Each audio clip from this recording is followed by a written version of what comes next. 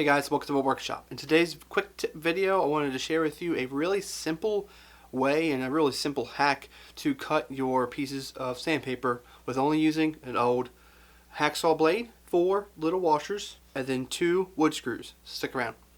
Okay, so what you're going to do is go to your workbench, find yourself a place that's pretty flat and smooth. I've got an air compressor hookup, so I'm going to put my thing right here. But here's what you're going to do.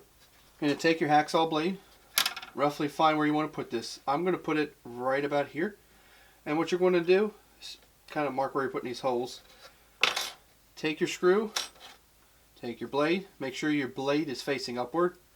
Stick that through. And I'm going to use 2 small washers. And if you've got a washer that's a little thicker, you can. This is going to end up to be almost 1/8 of an inch thick. So you want to go for about that type of thickness. We're going to put this in there. Just go snug, not too tight. You don't want to bow everything too much. And then we're going to do the same thing on the other side. Making sure to put the washer between the blade and your workbench. And make sure you've got this thing in a way it's taut, and a way you can make sure is to make your screw go just a little bit angle outward.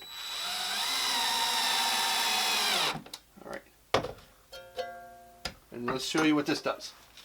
So this is a simple solution to a very simple problem. Most of the time in my workshop I don't use this whole thing. Of course you can fold it 4 times and then kind of flip it and do your thing. I don't like that. So here's what you're going to do. Since most of the time I like to use these in quarter sheets, I'm going to fold it in half. And once I fold it in half, run it in between there, and then just pull on it. And there you go. 2 sheets. And then I'm going to do it one more time because I don't like them this big either. So this is a real simple way to use an old blade.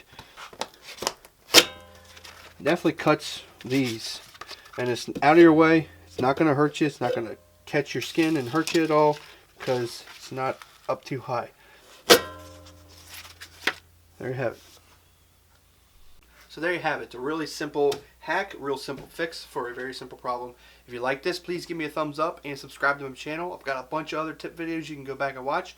And I'm also going to have a video coming up on making a really simple jig holder, whatever you want to call it, to hold this size paper. Real simple. All it entails is a piece of wood and a couple cuts. So I hope you enjoyed this video. I'll see you next time here in the workshop. Thank you for watching.